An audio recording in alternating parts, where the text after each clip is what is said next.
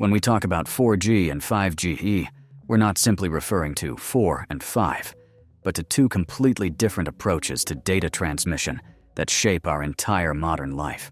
4G, the fourth generation, gave us the ability to watch high-quality video, make video calls, and use mobile internet anywhere in the world. It was thanks to 4G that boredom in transportation disappeared and the era of social media was born. But 5G, in turn, is more than just the next step. It's a true technological quantum leap that has the potential to transform not only your smartphone, but entire cities, medicine, and industry. To understand this difference, you need to understand three key factors that distinguish these two standards: speed, latency, and of course capacity. So, the most obvious and important difference between 4G and 5G is, of course, speed. 4GI, or more precisely, its main version, 4G LTE, provides peak download speeds of up to 1 Gbps. But in real-world conditions, we typically get between 50 and 250 Mbps. This is more than enough for watching movies in HD or 4K, but 5G surprises us with completely different results. Theoretically, 5G is capable of speeds of up to 20 Gbps. In real-world conditions, even low-frequency 5G provides a stable 50-250 Mbps, like good 4G, but its high-frequency version, or often called mmWave, can easily provide speeds above 1 Gbps, allowing you to download a high-quality movie in just a few seconds. Now you understand that this isn't just fast internet, it's instant data transfer, which opens the door to entirely new applications. Now let's consider another factor, perhaps even more important than speed: latency, the time it takes for a signal to travel from your device to the server and back. In 4G networks, this delay averages around 50-100 milliseconds. This may be sufficient for most tasks, but it also poses a challenge for technologies that require instant response. But 5G promises to reduce this delay to incredibly low values, namely down to 1 millisecond. To put this into perspective, you can compare this process to the blink of an eye, which takes around 100 or 400 milliseconds. Such minimal latency isn't just a convenience for gamers. It's the foundation for telemedicine, remote surgery, self-driving cars, and remote control of industrial robots, where even a fraction of a second can be very costly. The third crucial difference is network capacity. Imagine you're at a stadium or a crowded city festival. Your 4G connection often drops or becomes extremely slow. This happens because a 4G base station can't simultaneously support too many devices. 5G, on the other hand, is designed using completely new approaches, including massive MIMO technology, multiple transmit and receive antennas, which allows a single base station to connect many more devices at the same speed. While 4G can support around 4,000 devices per square kilometer, 5G can support up to 1 million devices. This is the foundation for the Internet of Things, where not only phones, but also sensors, cameras, smart refrigerators, and even entire smart cities will be connected to the network. But it's worth noting that the key difference between 5G and 4G is that the fifth generation uses a completely new frequency spectrum, which can be roughly divided into three broad categories, each with its own purpose. For example, 4G primarily operated in the low and mid-frequency ranges. Low frequencies, below 1 GHz, are the real long haulers. They easily penetrate walls and buildings and provide vast, reliable coverage, which is what we value in 4G LTE.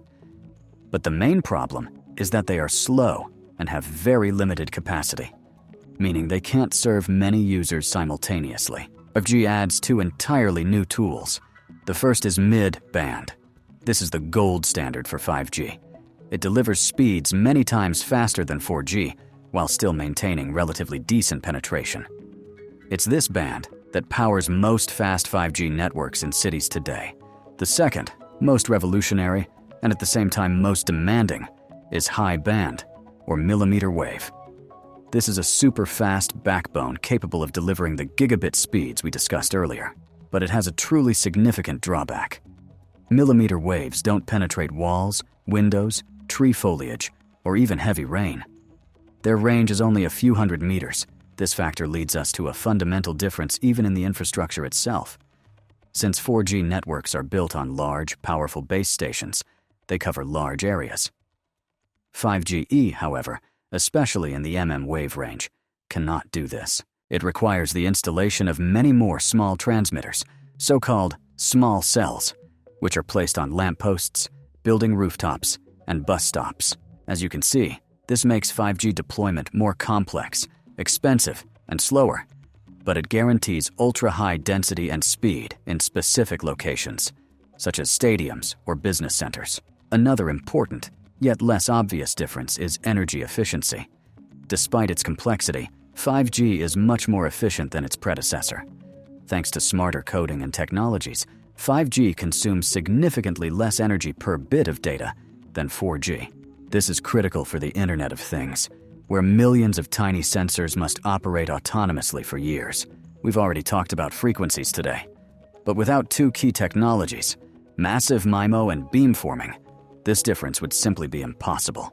I'd like to draw your attention to the 4G example, because this network relies heavily on relatively simple antennas that radiate a signal in all directions, like a spotlight or a lantern. Your phone picks up the signal from this broad stream. 5G, however, uses a much smarter and truly complex system called massive MIMO. To illustrate, imagine that instead of one or two antennas on a tower, 5G uses hundreds, perhaps 64 or even 128. These antennas act not simply as transmitters, but as a collective brain that can simultaneously transmit and receive signals from multiple users using the same frequency. And it is massive MIMO that allows for increased network capacity and stable speeds, even in the most crowded areas. But that's not all. Massive MIMO enables a second form of magic called beamforming. While 4G shines like a wide flashlight, 5G works like a pinpoint laser. Beamforming allows a base station to pinpoint your smartphone's location and direct a narrow, focused signal beam specifically to you. This is incredibly efficient because energy isn't wasted on covering the entire area, but is used specifically. This not only improves connection speed and reliability for each individual user, but also reduces interference to neighbors. This combination, massive MIMO for increased capacity and beamforming for precision, is the technological core that separates the fourth generation from the fifth. Finally, it's important to touch on security and architecture. 4G actually uses a more centralized architecture, where all decisions are made at the core of the network. 5G, on the other hand, is moving toward a decentralized, cloud-based architecture, which, on the one hand, makes it more flexible and faster, but the main goal of 5G remains network slicing. This technology allows operators to create virtual, isolated networks on top of a single physical infrastructure. For example, one such slice with ultra-low latency can be created for robot control, and a completely different slice with high capacity for smart meters.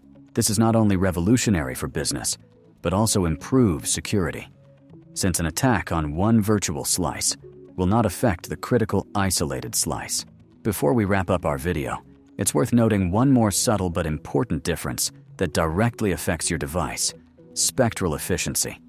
Simply put, it's how intelligently each megahertz of frequency is allocated. 4G was efficient, but 5G takes this efficiency to a whole new level. Thanks to advanced coding methods and massive MIMO technology, 5G can pack much more data into the same amount of frequency. Think of it like the difference between an older file compression format and a modern one, which maintains the same quality but reduces the file size. This means that even in the same frequency bands where 4G previously operated, the new 5G standard will be faster and more stable simply because it uses the resource more efficiently. And finally, this affects, of course, your smartphone's power consumption. Surprisingly, despite the higher speeds, a phone running on a 5G network can be more energy efficient. How is this possible, you ask? It's very simple. Thanks to minimal latency and ultra-fast data transfer, your phone can end a connection faster and go to sleep sooner. The faster you download the information you need, the less time your radio module spends on active work, and the less power it consumes. On 4G networks, longer connection sessions and slower data transfers force the phone to remain in an active, energy-consuming state longer. Thus, 5G benefits not only carriers, but also your battery, although it requires specialized, more complex chips. So, today, we've seen that comparing 4G and 5G isn't just a change in the name, but a revolution in the foundations of mobile communications. 4G gave us mobility and video, freeing us from wires and boredom.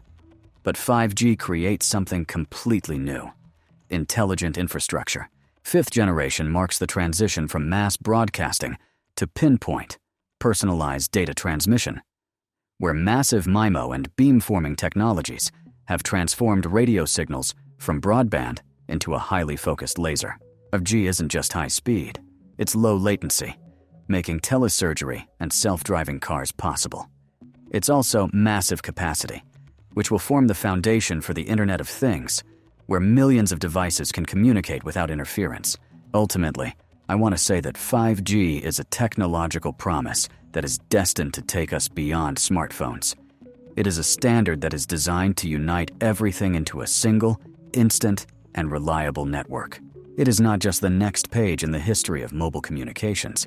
It is a new chapter in the history of human interaction with technology.